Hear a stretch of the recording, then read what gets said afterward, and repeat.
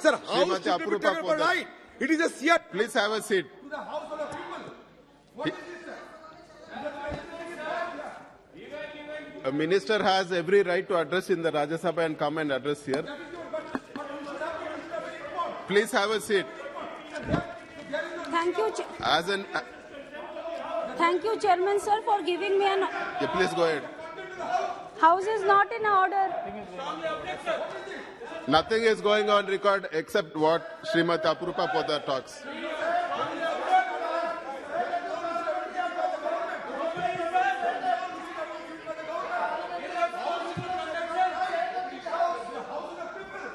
See, let the House proceed, please. Please have a seat.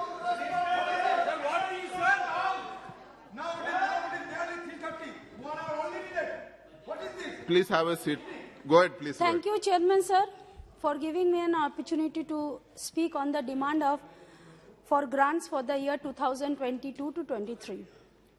Sir, railway is considered to be the soul of our economy, and I hope it's the soul of Honorable Prime Minister Narendra Modi ji also. Because since 2014, we are hearing only one thing, that before he was the Chief Minister of Gujarat, he used to earn his living through selling tea. Good, we appreciate it. But आप जब चाय बेचते थे, उस समय का स्थिति और आज भारत की जो स्थिति है, चाहे वो चाय वाले हो, पकोड़े वाले हो, छोटा दुकानदार हो, जरूर आप आइए, आपको चप मूरी खिलाएंगे, आप क्यों इतना उतावले हो रहे हैं? तो सबकी स्थिति इतने खराब है कि मैं क्या बताऊं। उस पर मुझे एक लाइन याद आ रहा है, ना मंझी ना रहबर ना हक में हवाए, ना मंझी ना रहबर ना हक में हवाए, ये कश्ती भी जर्जर, ये कैसा सफर है। आज जी हाँ अर्जुन जी, आपको ये नहीं मालूम, हम जब स्कूल में पढ़ने जाते थे, हम ट्रेन में ही जाते थे, और उस टाइम में ट्रेन में जब कोई गरीब मजदूर उठती थी तो ममता बनर्जी का जब इज्जत का 25 रुपया का वो मंथली लेती थी तो गर्व होता था। इसमें दांत निकालने का कोई बात नहीं है, सच सुनने का क्षमता होना चाहिए। आप लोग इतना इंटॉलरेंस क्यों हो रहे हैं मुझे पता नहीं। जब आपके पास बहुमत है, जब आप लोग सब स्टेट पे जीत रहे हैं तो सुनिए ना, आपने अपना बात रखा, मुझे भी मेरा बात रखने दीजिए। हर तरह हर बात पे अगर टिप्पणी करिएगा ये देश को शोभा नहीं देता है। मुझे मेरा बात रखने का भी अधिकार है, मुझे मेरा बात रखने का भी अधिकार है, और ये अधिकार आप मुझसे नहीं छीन सकते।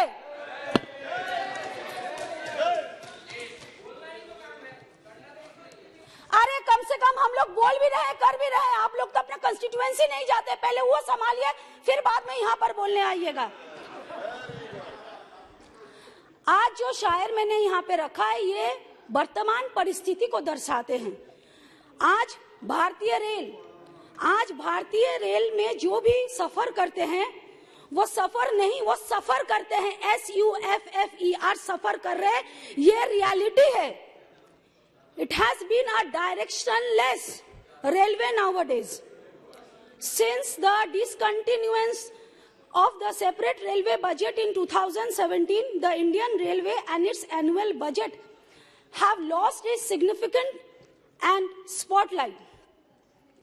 और ये मोदी सरकार नहीं, ये अमेज़न सरकार होना चाहिए, क्योंकि ये हर POC, हर रोड, रेलवे, पोर्ट, सब चीज को बेचने पर आ गए हैं।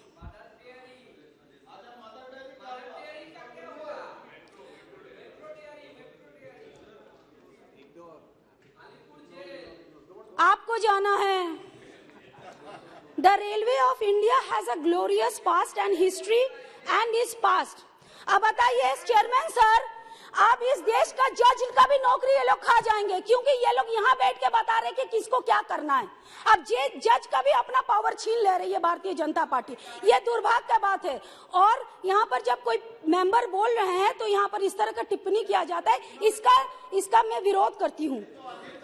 The Railway of India has a glorious history and its past has been led by distinguished leaders like Lal Bahadur Shastri, Jagmohan Ram ji, अभी जिसका नाम लेने जाऊंगी अब फिर वो लोग चिल्लाएंगे, our Chief Minister Mamata Banerjee ji, and it had highlighted how current financial condition of railway is depleting nowadays. Indian Railway has budgeted a gross traffic revenue of 2.7 lakh crore and ordinary working class expense of 2.8 lakh crore in this fiscal budget. The revised estimate had already been lowered to 2.01 lakh crore, whereas the trend shows that it would not exceed till 1.9 crore. The budget has allocated another 2.45 lakh crore on CapEx, where it would have been a percent of the cutback of the spend. The complete ongoing project first before committing resources on the new project. Many railway projects do not seem to be contributing to the revenue, commensurately to the revenue, traffic or market share on the rise of the revenue of railway. The operating ratio of Indian Railway has worsened from 98.93% in the fiscal year of 22. This is lower than 96.95% it has been budgeted.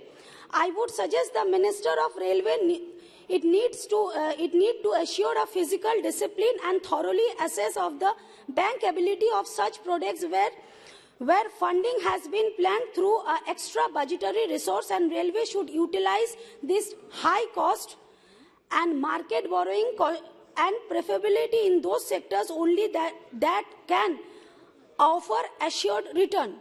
Now, Chairman Sir, from 2014 we have heard about bullet trains, and we thought that yes, we will be a part of this bullet train in India. But in this bullet, when there was a huge campaign, huge propaganda was given that bullet train from Mumbai to Ahmedabad is to be started. We have seen the Japanese president also, Prime Minister also visited India, but the construction of Mumbai-Ahmedabad train project deadline was 2023, but still now nothing has been initiated. Even the land acquisition has not even been started. They did not get the land also. Now the bullet train project is failing. And day after day the increase in common man tax is also been increasing. We have seen that when the people of India, common man, try to speak something which is not in favor of this government, instead they have given a bullet train to the people of India. They put bullet to the people of India. Bullet दाग दिया जाता है. राष्ट्रीय rail